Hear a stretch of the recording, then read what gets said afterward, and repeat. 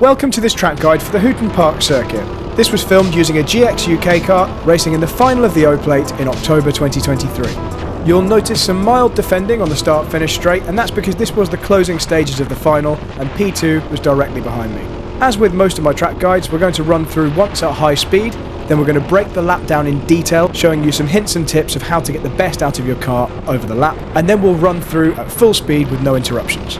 In this example, I'm driving a 2017 TonyKart fitted with a 200cc unrestricted Honda GX engine. I'm running on Maxxis Sport tyres, and this is the 11th lap of the race, so they're well up to temperature, and the gearing, if you're interested, is 19 front sprocket and 74 rear. This was my fastest lap of this race and of the day, and that was a 44.78, but it should be noted that Johnny Elliott, who came third in this race, actually set the fastest lap, which was a 44.70.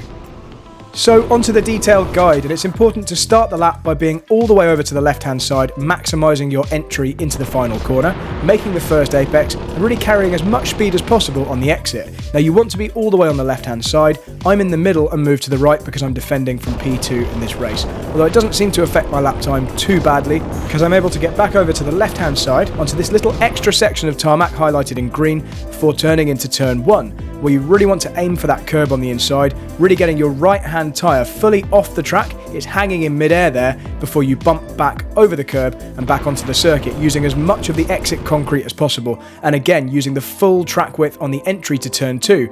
Kissing the curb here, you can drop a wheel over the inside there as well, and using the full width of the track on the exit. Next up, it's pretty straightforward, just head straight on down to your braking point for the next corner, and that's roughly where the Marshall post is, highlighted here on the left hand side. So getting on the brakes and making sure you head towards that first apex. It's kind of a double apex hairpin here, but the first one's obviously shown by this curb on the inside. You can use that curb if you want, and then make sure you don't scrub too much speed on the exit and don't hug too tight if you don't have to.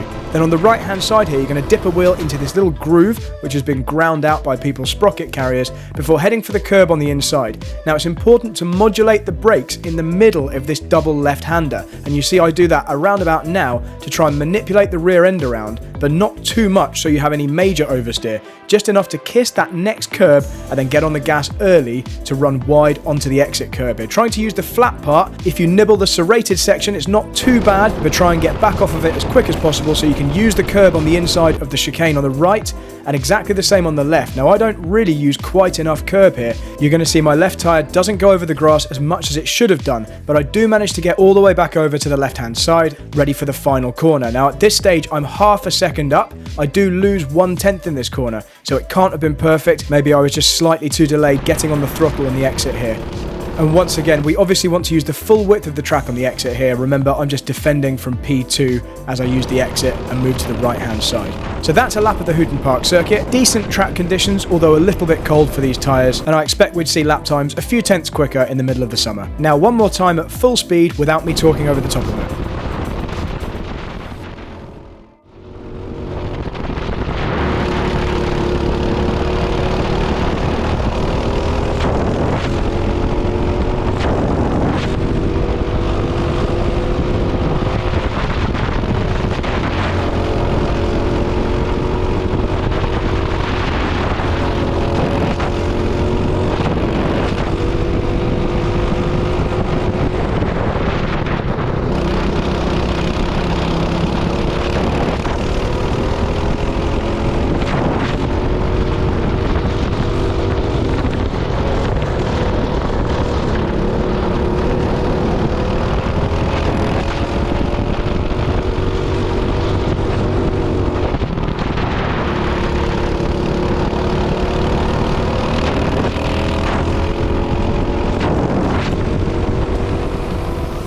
I hope you found that guide useful, and if you want to see how the rest of that race weekend went, click on the video on the left hand side here. And for more information about the GX UK series, click on the playlist on the right, or search for Access Karting on Google and Facebook. Thanks for watching.